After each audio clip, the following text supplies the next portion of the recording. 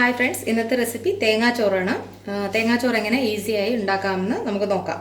അതിന് പ്രിപ്പയർ ചെയ്യാൻ വേണ്ട സാധനങ്ങളാണ് ഞാൻ ഈ എടുത്ത് വെച്ചിരിക്കുന്നത്. ഇത് 1 കപ്പ് ബസ്മതി റൈസ് ഞാൻ തിളപ്പിച്ച് ഊറ്റി എടുത്ത് വെച്ചിരിക്കുകയാണ്. 1 കപ്പ് റൈസ്, അത് നമ്മുടെ 4 ഗ്ലാസ്സിന് 1 ഗ്ലാസ് എടുത്താലും മതിയാകും. പിന്നെ ഇതൊരു 1 കപ്പ് തേങ്ങ ഉണ്ട്. പിന്നെ ഇത് ഒരു 1/4 ടീസ്പൂൺ കടുകും ഒരു 2 വറ്റൽമുളക് ഞാൻ കടുക് പൊട്ടിക്കാനെടുത്ത് വെച്ചേക്കാണ്. പക്ഷേ ഇതിന് മിസ് ചെയ്യരുതാത്ത ഒരു സാധനമാണ് ജീരകം. ഇത് കടുക് പൊട്ടിക്കാൻ വേണ്ടിയിട്ടാണ് കേട്ടോ. ഇതിൻ്റെ ഫ്ലേവർ നമുക്ക് വേണം.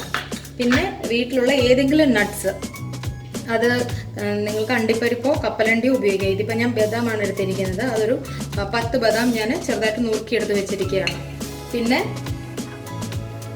ഇത് പച്ചമുളക്, ഒരു 2 പച്ചമുളക് കട്ട് ചെയ്ത് വെച്ചിരിക്കുകയാണ്. അതിൻ്റെ കൂട്ടത്തിലൊരു 1 ടീസ്പൂൺ ജിഞ്ചർ ചെറിയതായിട്ട് അരിഞ്ഞു വെച്ചിരിക്കുകയാണ്.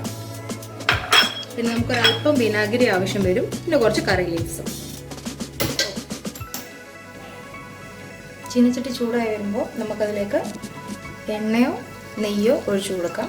നെയ്യ് ഒഴിച്ചു കൊടുത്തു കഴിഞ്ഞാൽ കുറച്ചുകൂടി നല്ലൊരു ഫ്ലേവർ കിട്ടും.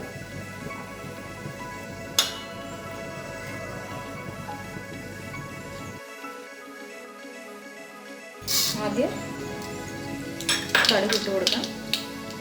അതിലേക്ക് ജീരകം ഇട്ട് കൊടുക്കാം.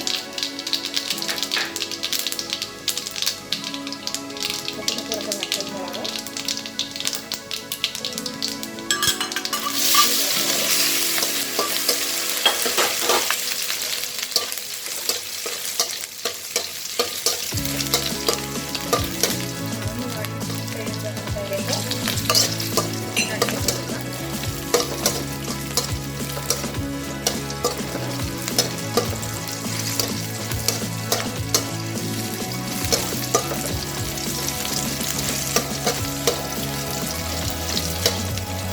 ഞാൻ പറയാൻ വിട്ടുപോയൊരു സാധനമുണ്ട്. അത് ചുവന്നുള്ളി, ചെറിയ ഉള്ളി ചെറുതായിട്ട് അരിഞ്ഞതാണ്.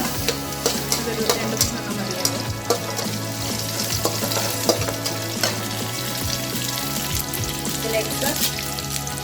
ഇതിലേക്ക് കറി ലീവ്സും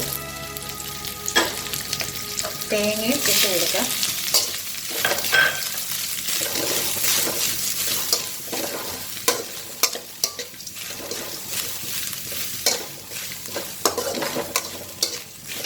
തേങ്ങയുടെ പച്ചമണം മാറുന്നുണ്ടേ നമുക്ക് നല്ലൊരു സ്മെല്ല് കിട്ടും.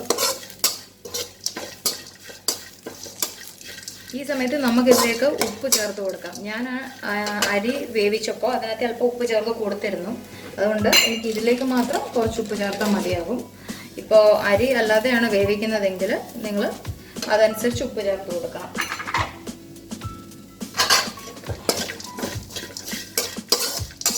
ബസ്മതി റൈസ് വേണം എന്ന് നിർബന്ധമില്ല. നിങ്ങൾക്ക് പൊന്നിയരി കൊണ്ടും ഇത് ഉണ്ടാക്കാൻ പറ്റും.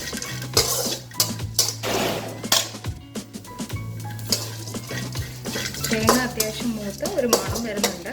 അപ്പോൾ നമുക്കിതിലേക്ക് ചോറ് ചേർത്ത് കൊടുക്കാം. ഇതിലേക്ക് നിങ്ങൾ ബസ്മതി റൈസ് തന്നെ ചേർക്കാമെന്നില്ല, നിങ്ങൾക്ക് പൊന്നിയരിയും ചേർക്കാം.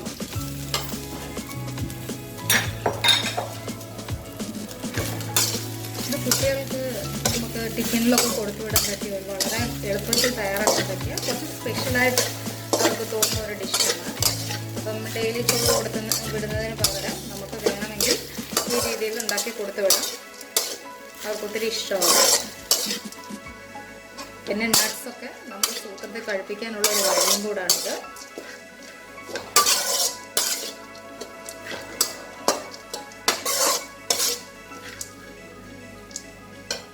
ചോറ് ഏകദേശം റെഡി ആയിട്ടുണ്ട്. നമുക്കിതിലേക്ക് ഒരു 1 ടീസ്പൂൺ വിനാഗിരി ചേർത്ത് കൊടുക്കാം. ഇതൊന്ന് നന്നായിട്ട് ഇളക്കിയെടുക്കാം.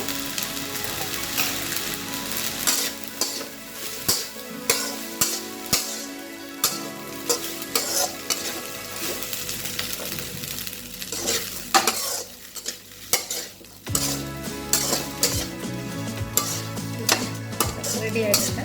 എനിക്കെൻ്റെ ചോറെല്ലാം ഒറ്റയ്ക്കായിട്ട് തന്നെ കിട്ടിയിട്ടുണ്ട്. ഇനി നമുക്ക് ഫ്ലെയിം ഓഫ് ചെയ്യാം.